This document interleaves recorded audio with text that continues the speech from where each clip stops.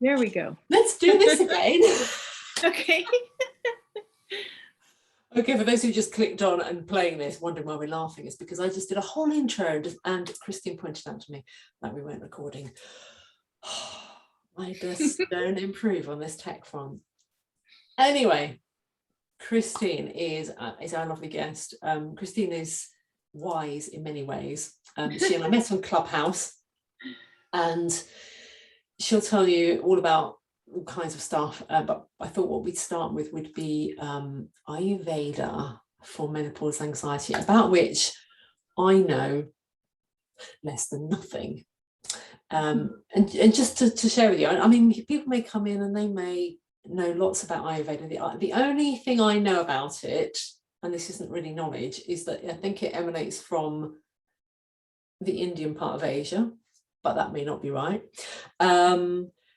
And for someone who learned transcendental meditation, there's seems to be some synergy there, but they may have just adopted that. Apart from that, know nothing. We're in your hands. Just share with us whatever you want. And when people jump in, as they will, just ask questions. And I want this to be informal and cafe style, really. Awesome. Thank you. I'm so happy to be here. And before I start in on Ayurveda, I just noticed that somebody next door to me started doing some yard work. Can you hear it? Is it? All I can hear is quite a sweet little squeak, like they've got something with wheels boiling, but it's not a problem. Okay. As long as it's not like too loud, or I'll close the window, but I think it's okay for now. All right. So I'm really excited to be here with you, Shirley, and with your community, talking about Ayurveda and how we look at anxiety from an Ayurveda perspective. And so if you don't know Ayurveda is the sister science to yoga. It's part of the tree of Vedic science, which has many branches. So we've got yoga, we've got Ayurveda, we've got Jyotish, which is Vedic astrology. There are lots of different branches of the same tree. And Ayurveda is, yes. You've already pulled a thread that I now want to go, what's that? But yes, it's beautiful. I just love the Vedic sciences so much. They just really speak to my soul. It's all originating in India. And Ayurveda, one of the things I love about Ayurveda is it is the science of knowing yourself. So it helps you understand how you are connected to the world and how you're connected to the universe. Just you, little old you, you're essentially nothing and everything at the same time. You're just one person, but you're connected in very subtle and profound ways to all of the elements of nature. And so the building blocks of Ayurveda and learning about yourself, the building blocks are the elements, the 5 elements of nature, which are earth, water, fire, air, and space. So you can see that they all get more and more subtle as you go along. Like earth is the heaviest and the most tactile of all the elements, right? Because you can hold it in your hand and it accumulates, right? Like a mountain is a big pile of earth. Water is also tactile, but it's not as, you can't really hold it in your hand unless you freeze it as an ice cube and then it'll melt through your fingers. Yeah. So it's not quite as solid as earth. It's a little bit more subtle and movement, right? Then fire is more subtle still, but you can still see it, but you can't really touch it. Or I wouldn't advise it, right? Yeah. And so it's more subtle. And then air, you can't see it, but you know it's there. Yeah. And you can feel it if the wind blows. So even more subtle. And then the subtlest is ether or space, because it's like above the air. And it's more spiritual in nature, right? It's very, very subtle quality. So we have all of these elements of nature within us. And one of the best way to connect to all of that, which really helps with anxiety too, is to spend more time in nature. to spend time with the elements and really observe all the elements of nature and notice what elemental makeup you have within yourself. So it gets very, very subtle and esoteric, but the more you work with it, the more it makes sense. Everyone has a constitution. Everyone has their unique constitution that they came into this world with. You have all the 5 elements within you, but you might have more of some and less of the other. And then there are times in your life when you have more of one and less of the other. So you need to kind of bring those other elements in to balance you out. Is this making sense? Yeah, it's making perfect sense. I have so many questions. Can I kind of jump in and ask as we go? Is that right? So for people that maybe are like me and this is all new stuff, it's lovely and it just sits so comfortably with so much of the stuff that I'm moving, like hurtling towards. But I'm guessing that a lot of people listening will be more familiar with Western astrology, and you know what you just shared. We're going, okay, I get the 4 elements because those are astrological, and the space one is this extra one that we don't have there. But also you said about we're born with it. So does that align in any way? Because you did mention an astrological part of not Ayurveda, but the Vedic. Was it the Vedic? What do you call Vedic it? astrology. Yes. Okay. Is that similar or not? It is. And it's interesting because in Vedic astrology, your sign will be slightly different. It's about 30 degrees to the side because for one thing, Vedic astrology takes into account the tilt of the Earth's axis. And then it also is more moon-based, and Western astrology is more sun-based. So your sign might be different. Okay. In Vedic astrology and in Western astrology. It's really, really interesting, but they look at the elements too.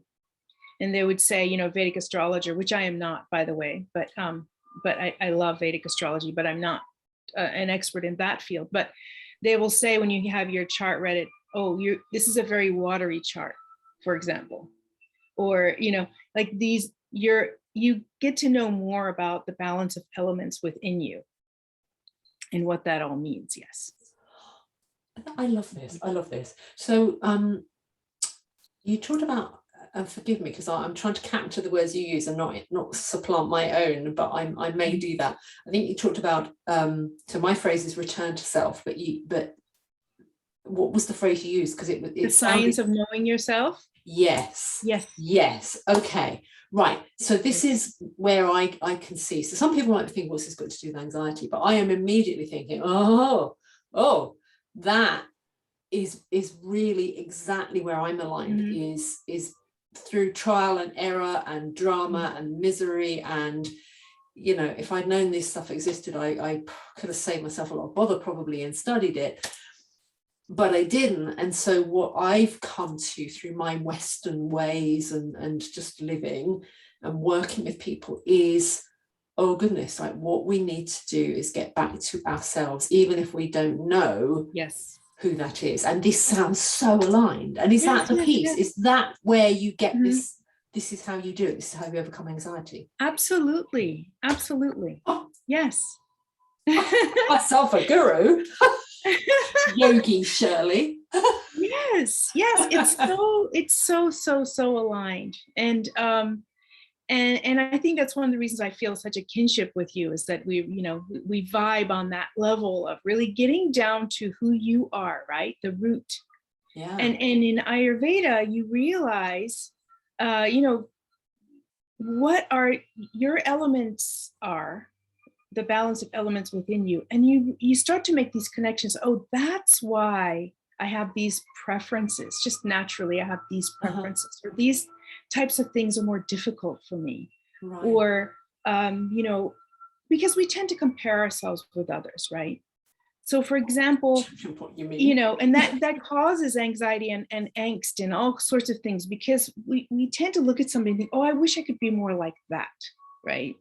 Yeah. And we try to become like something else or someone else. And you can't really, because your constitution is unique to you. You can't remake it. You can do things to to improve in certain areas, but you cannot remake your constitution, right? And so learning, part of Ayurveda, the beauty of Ayurveda is learning about yourself and then accepting those things that are really, I'm going to close that window. Good. I can tell it's really good. Sorry.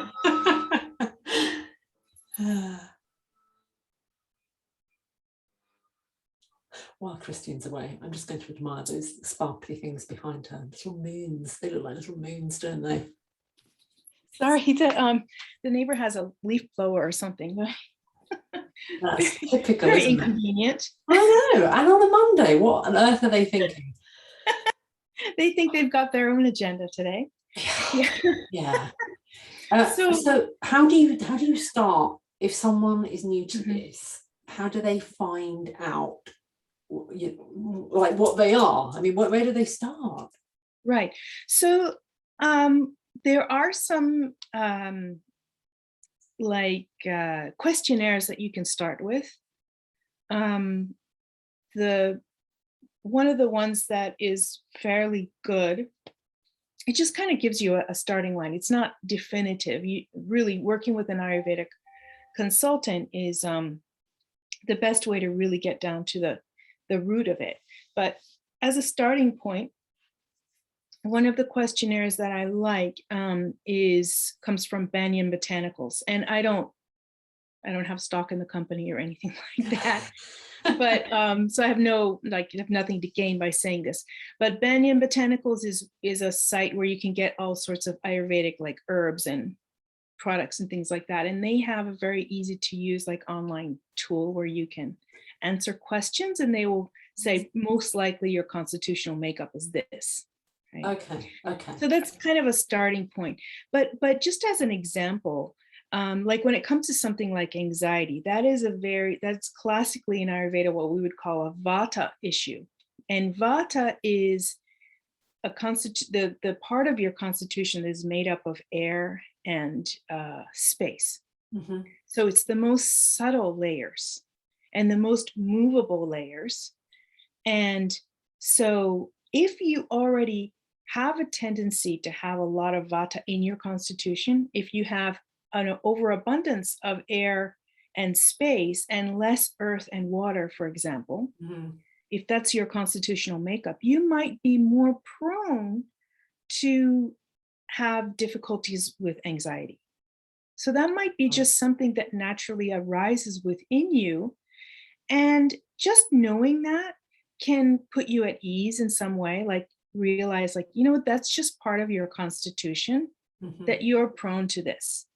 People with an overabundance of earth in their constitution, for example, which is earth and water, which is Kapha constitution, wouldn't be as prone to have issues with anxiety. Their issues might be more related to depression, if anything, or just stuckness, right? Like a mountain, the earth mountain, like doesn't move. Yeah. Right. Yeah. So we need each other is another thing that comes from this, right? Somebody who is like a mountain really needs someone who's like the wind. It's going to say, let's go. Let's do something different. Let's make a change, right? So what, if I'm understanding you correctly, you can, you may not be saying you have to, but you can compensate. I don't want to use the word compensate because I'm sure that's not what is meant at all, because balance. Balance with association with other people who have those things. So you don't have to go, oh, I have a lack of this. Right. You bring people into your world who have the other aspects. And so that's, I like this on so many levels.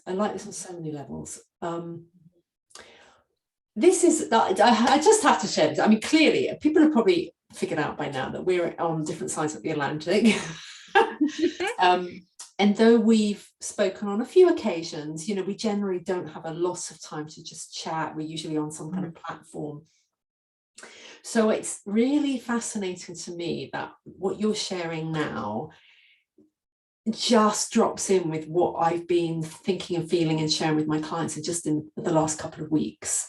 when you said about the mountain and the air, I was talking the other day about someone, and it'd be interesting in your take on this. So I was saying that, to me, and this is probably not Ayurvedic at all, but to me, I was saying, I felt like we all have a version of the mountain. Like there's this constant aspect of us, which is calm, it's unchanging, it's resourceful, but it's quiet. It won't make a noise. It won't go, hey, look at me. It just is steadfast and there.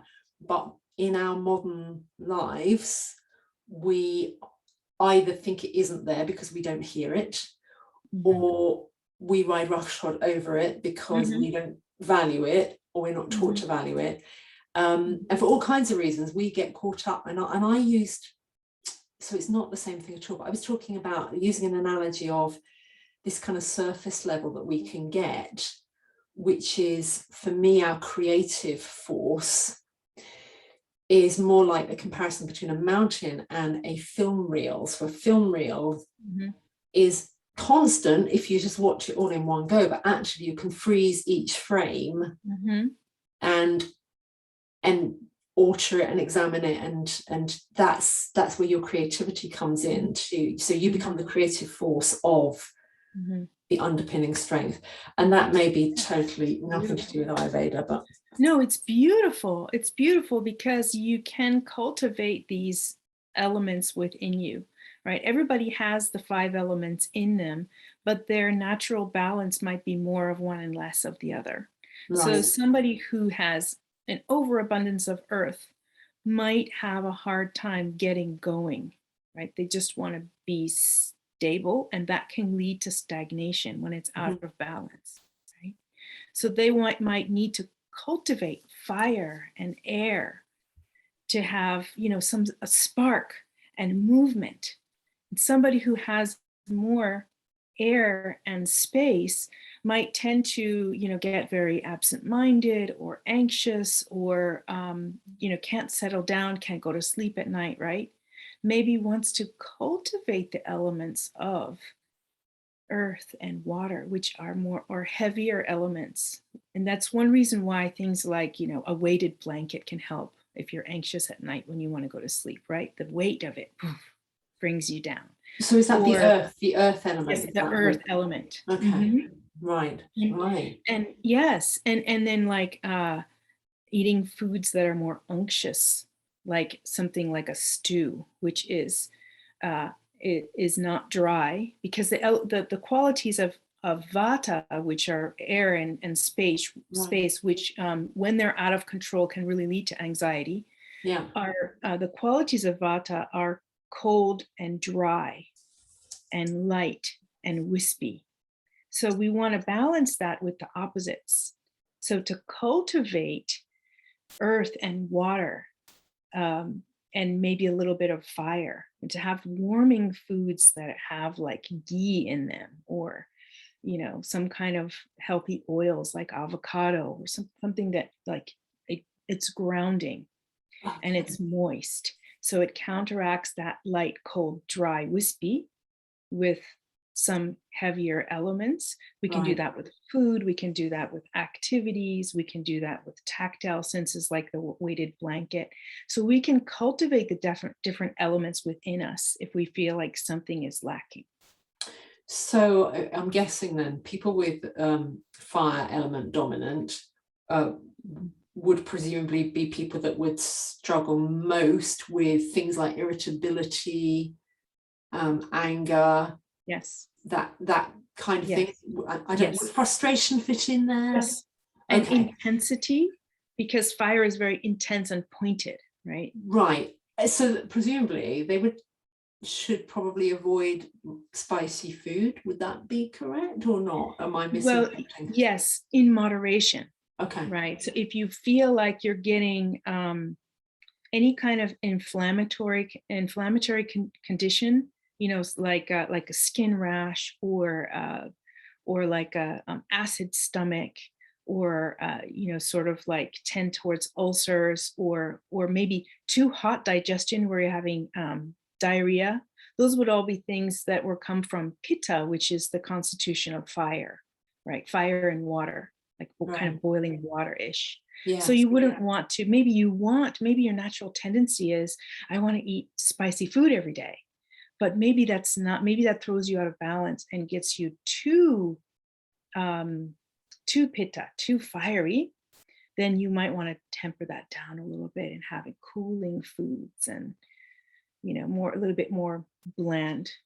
And so things like maybe ice cream or rice, or sweet salad, foods. Sweet foods are very grounding, like have a piece of cake. A lot of times, an Ayurveda teacher will say to someone who seems to be very pitta, out of balance, who's super focused, can't see the forest for the trees, very driven, go, go, go, Yeah. The teacher might say, maybe you should have a piece of cake. Just a little suggestion.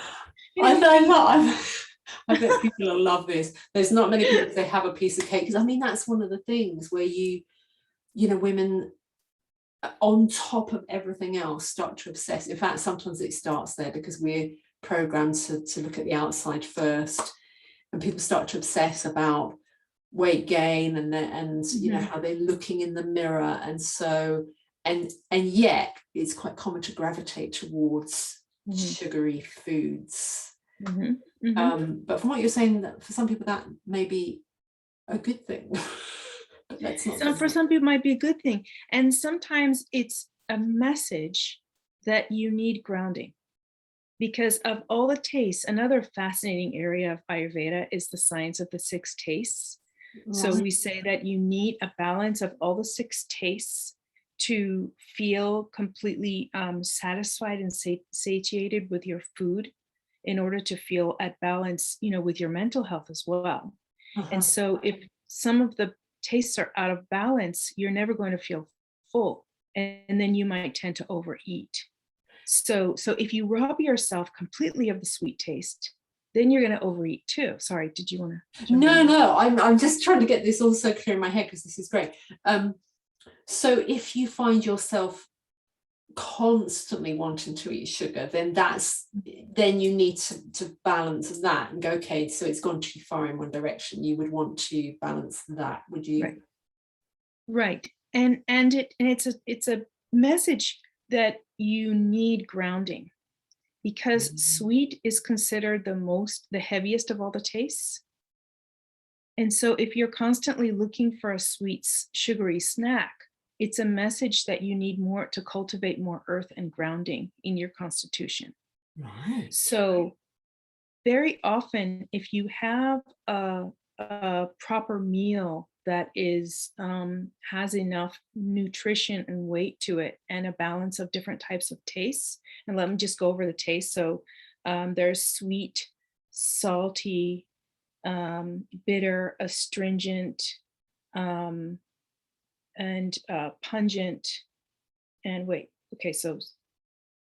and sour. So sweet, sour, salt. I should go in order, else I get confused. So from heaviest to lightest, we have sweet, sour, salty, pungent, bitter, and astringent.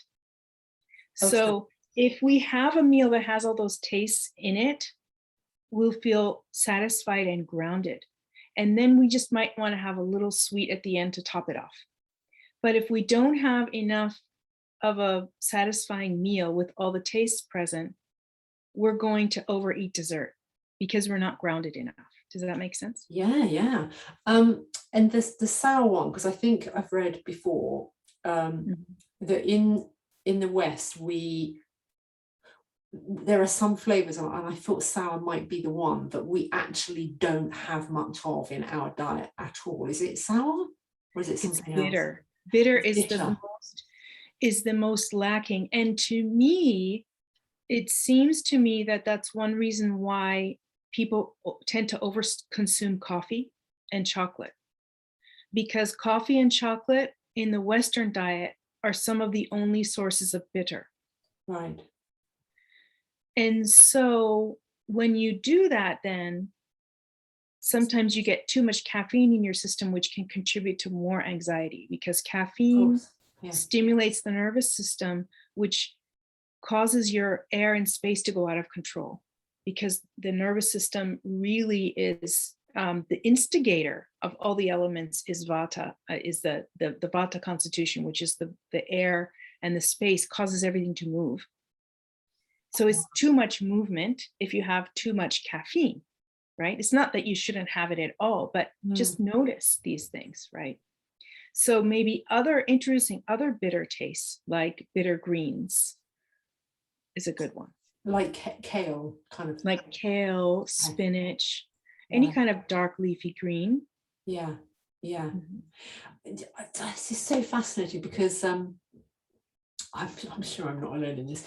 I find I've got a very craving centric kind of diet, and I will swing wildly between gotta have sugar, gotta have coffee, gotta have dark green, and I do, but it's not in a balanced kind of consistent way. It's all or nothing. It's kind of over here and then it's over there. So I'm a mess, really, is what we're saying. No, it's interesting, right, to notice what you're craving at a certain time, right? Because each taste kind of causes one side of your constitution to go up or down, which is also very fascinating. But if you have an idea of kind of creating a meal that has all the tastes in it, and you can do that with spices and things like that too, right? You realize that if you've had a meal that's balanced with all the tastes, it's sort of like that warm blanket. Yeah.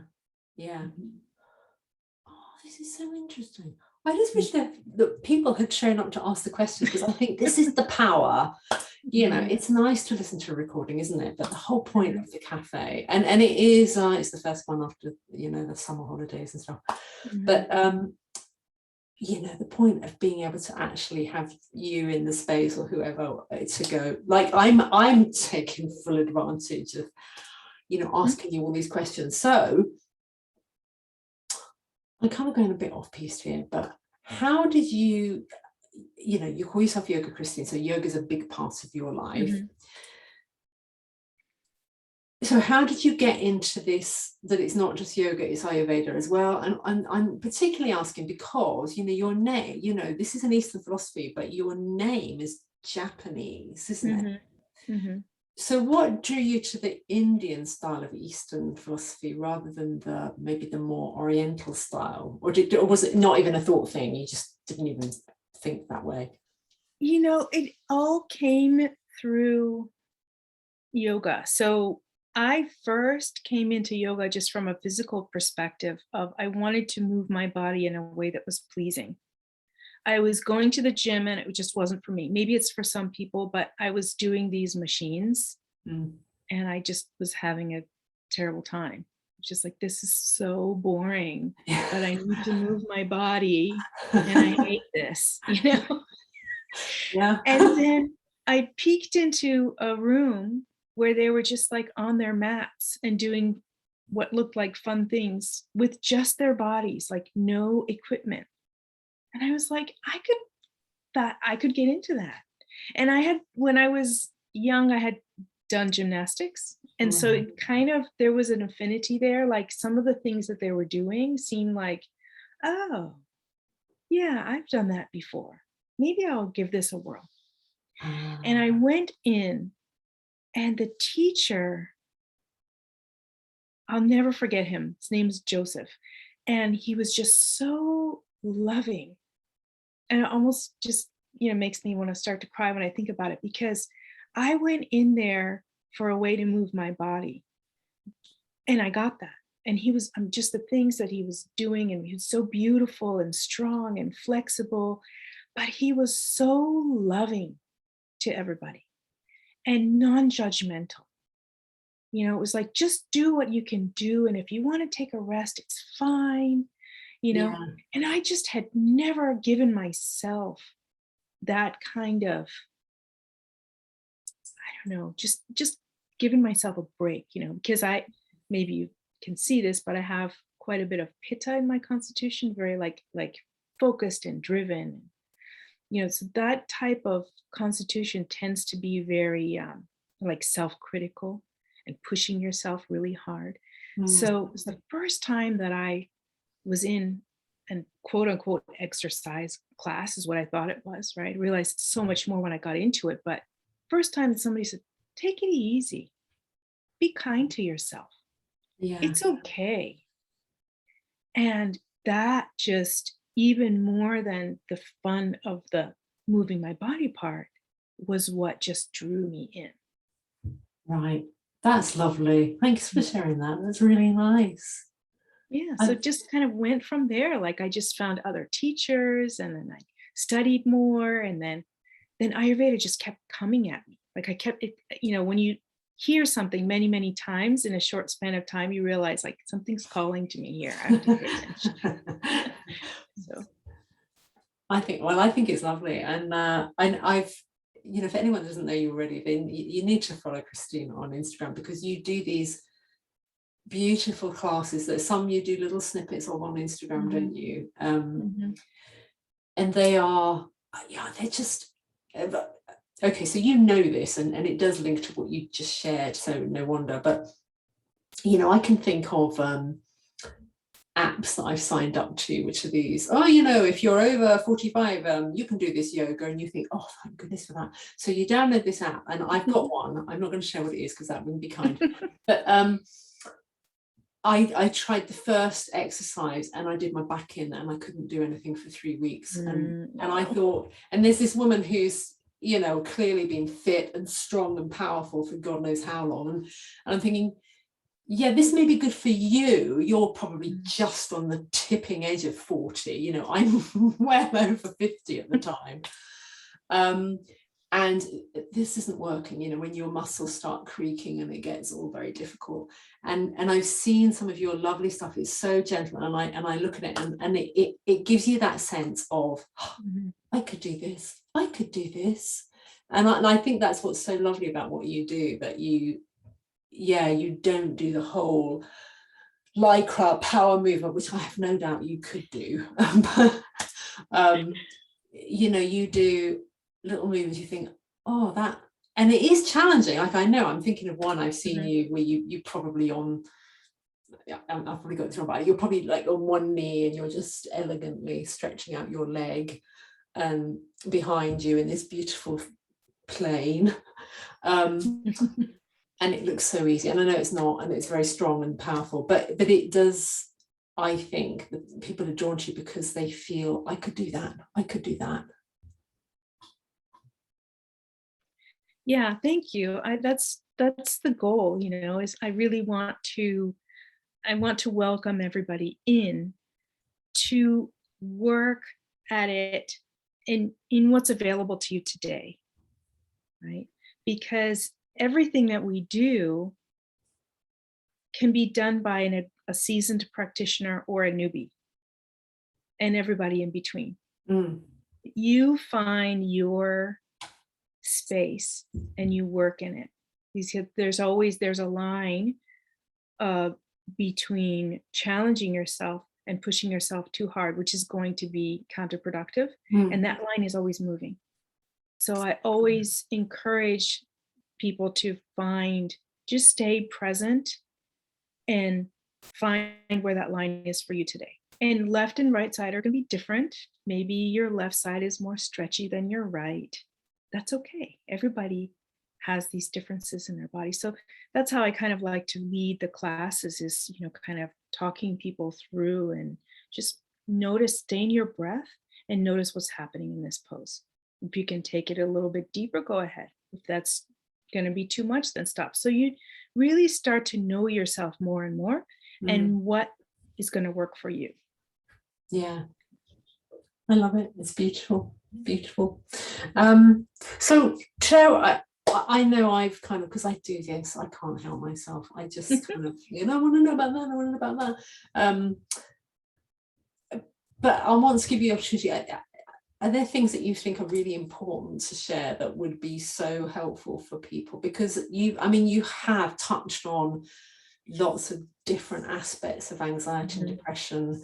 And I'm glad really glad you did that, because people often think these are two different things. Like depression is not anxiety, and anxiety is not depression. And I sometimes get this, and I forget, maybe you do too sometimes, that because we know that the source is the same. I mean, not in Ayurvedic terms, like you've described, that they're quite distinct, but for me, they're not coming from different parts of your body, or, you know, it's not like, oh no, what I've got is completely different. They come from similar sources. Right. Where am I going with this? I've completely lost my track. Oh, I love all that, don't you? But I'll go somewhere else and then I might come back to it. But is there something else that you feel is really important to add in that relates to anxiety in any form? Or... Yes, and I think that they both anxiety and depression come from an elemental imbalance in Ayurvedic terms. So you just want to find the opposite thing. I think that's the easiest tool that I can offer, is to sit with yourself and contemplate the elements and feel, and just ask yourself, right? Tap into your inner wisdom. What is lacking right now? What would really balance this out, right? So if you're feeling anxious, just know that you've got a lot of air and space going on, right? And you want to bring it down to earth. So something as simple as holding a rock in each hand, for example, and closing your eyes and connecting to your breath for just a few moments. It just brings in the earth element, right? And so anxiety is something that we want to bring in more earth, right? Nice. Sometimes it feeds into depression, right? So depression is something where it feels heavy. So there's a lot of earth going on. So maybe bring in something spicy. Maybe bring in something warm. Maybe focus on one thing, right? Because sometimes anxiety and depression feed into each other where you're overwhelmed. There are too many things. There are so many things that you just want to shut everything off and just go down underground. Yeah. Never come out. Yeah. Right? Dig a hole. So what do? Focus on one thing. That's when you bring in maybe the fire. Fire is an intense thing. You could light a candle. This is a kind of meditation in yoga and Ayurveda, is light a candle and just watch the flickering flame. This brings in a beautiful kind of fire, not the kind that's going to burn you, but the kind of fire that allows you to focus on one thing, allows you to bring yourself into the present moment, because anxiety is usually future past, right? Yeah. Brings you in, and it gives you a focal point where you can just choose one thing. Okay, I'm going to do one thing today, and everything else can wait. Love it. I love it. I'm so grateful because sorry, I need to put my glasses on now so I know you have to go, but oh, we good. Because as I said at the beginning, I know nothing about it. You've made it so accessible and simple there. It's not simple, because I know the minute you've gone, we'll be going, so what was this one called, and what do I do? So we've got the recording, obviously, and I'm putting you completely on the spot here because you may have nothing, but you did recommend something. Did you say it was called Banyan? Banyan Botanicals. Okay. Is a website where they sell Ayurvedic products like herbs and things like that. But they do have a dosha quiz. Dosha is your Ayurvedic constitution. That might be a good place to start, kind of feeling the elements within you and see, when you get your results, it might say you're, this much of this constitution, this much of that, usually some kind of a hybrid. Yeah. See if that resonates with you. And then if you want to go deeper, I do Ayurvedic consultations on a private basis on Zoom. You're welcome to reach out to me. And is there, and I'm saying this, even as I say this, I'm thinking, I hate checklists, but I'm going to ask it anyway. Is there maybe a simple checklist that someone could, so once they've done their dosha, did you call it? Mhm. And Mhm. they go, okay, so I'm very Mhm. spacey and air-like. Mhm. Um, Mhm. and what are some of those nice little simple examples that you gave about, what do I need? Do I get some stones? Are there any checklists like that people can just access really simply, or something online without overwhelm? And if there Um, aren't, it doesn't matter. it doesn't really come to mind at this point, but what I would do is just really contemplate the elements. Right. And you can get like objects that represent the elements to you, Mm-hmm. and arrange them on a little table or something, and spend time just kind of contemplating those. Take a walk in nature and contemplate the elements.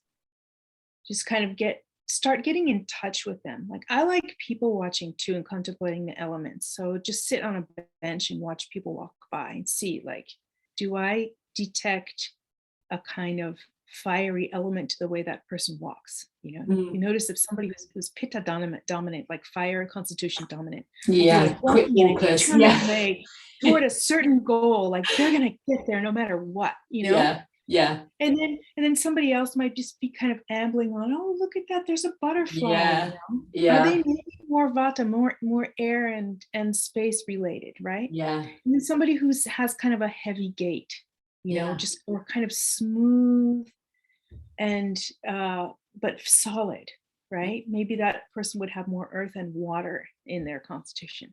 Okay, well, Yeah. there's a lot of movement in water and there's a lot of movement in air. What's the difference? Yeah. Right? Just kind of contemplating those things and watching animals, watching people, watching butterflies, whatever. Just kind of getting in touch with those elements, and then you'll start to see more and more how those elements show up in yourself. I really like that, because you've reminded me how sometimes, not always, but sometimes people, when I'm working with them and we're trying to, do that whole, so how, if you didn't feel this awful thing that you're feeling, what would it be like? And I'm using it in a very generic way. Clearly if I had someone in front of me, it'd be quite specific. But sometimes people struggle so much, and one of the ways that I might guide them is thinking about, well, how do you move differently when you feel yourself, when you feel happy, when you feel uplifted? And people don't notice it until they notice it.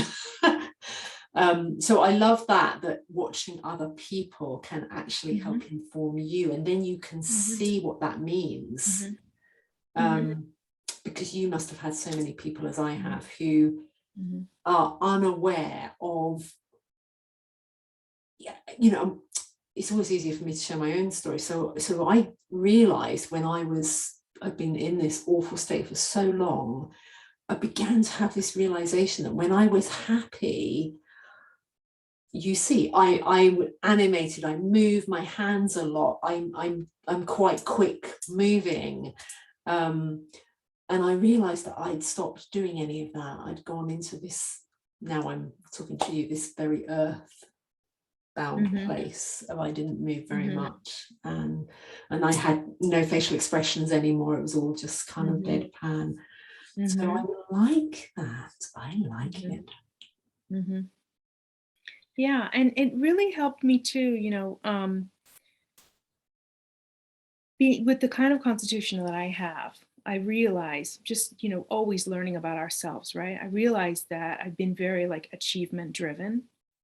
And like, if I succeeded at something, I felt good about myself. And if I didn't reach a goal, then I felt crap about myself. And so I started to like, there's always going to be a part of me that evaluates myself according to that, whether I achieved a goal or didn't. And I know that, cognitively, of course, we know that our value is not our achievements, but to really absorb that is difficult. And so we can create this spiral in our mind of, oh, I'm not good enough because I failed at this thing. Yeah. I didn't achieve the goal, right?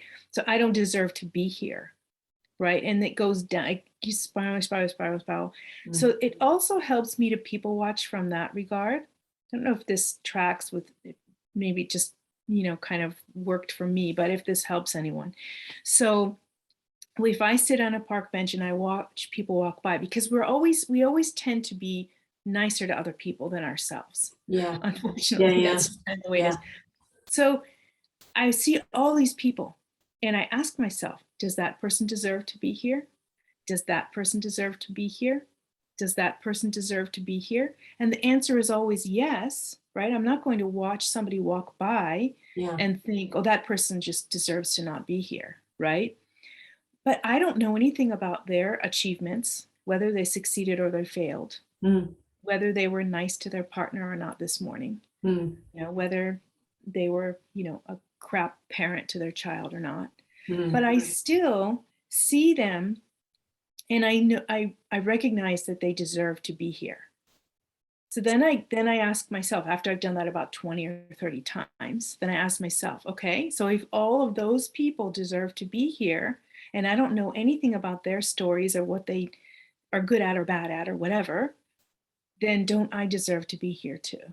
Mm. And Mm. for some reason, that will bring me out of a spiral. So just thought I'd offer that. Well, No, since that's we're talking lovely. about people. I know I'm a big fan of sharing personal experience and metaphors and analogies, and because you never know what thing will land for somebody else. So I love that you shared that, because it will, somebody that could be the breakthrough that they need, is just that one little insight. So I think it's really important. It reminds me a little bit, I'm going to finish because I know you have a client to see, and I'm just ending my day and you're just beginning yours. A slightly similar thing that I heard another coach say, which I really quite liked. It relates to that comparison, judgment, who am I kind of thing. But also when we're judging other people on any level, whether we consider they're better than us or worse than us, or waste of space or whatever it is, that she talks about there being no spiritual hierarchy. In other words, it's just on this earthly plane. Just because someone looks a certain way or appears to have a certain set of characteristics or attributes that we on this level don't value, or we value in a skewed way, does not mean that in the grand scheme of the totality of universe and infinite whateverness, who are we to decide whether that has any higher or lower value? And that I found quite powerful as well. Oh, absolutely. And you get to notice like all the differences. Yeah. Because we tend to have these ideas of like, this is good and this is not good. And so I need to make myself be like this other person.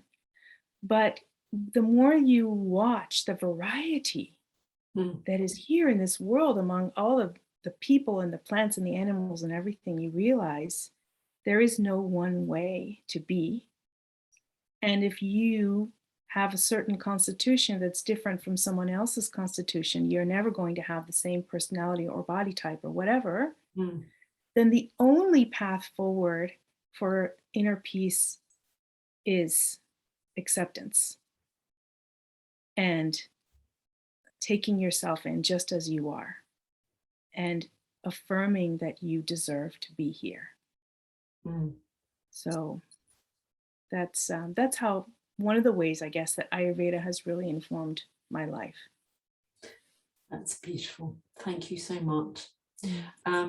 So I'm sorry that people did sign up. They said they were coming, but you know what life is like. But thank you, because this recording will be available. So if you suddenly think of anything you want to share, maybe a link to something, then well, you in the group, you can just drop it in a post. That's cool. Thank you so much. I'm really grateful for you sharing your wisdom. And I loved just how aligned it was with so much of the work that I do, which sounds like, oh, look at me, aren't I clever? Which wasn't my intention. But No. No, I love finding these synchronicities. I think it's really exciting. I think so, because if it'd be a whole different conversation, which we may have another time, but I'm increasingly coming to this way of thinking that the whole Earth is in menopause. It's not just us. That Oh, yes. Oh yeah. Let's have that Yes. conversation another time. Yeah. Okay. I love it. Well, have a brilliant rest of the day, and thank you. I shall stop the recording now and I shall upload it. And Okay. thank you so much once again, Christine. Thank you so much. I'm happy to be here. It's a This was a pleasure fun having you. conversation.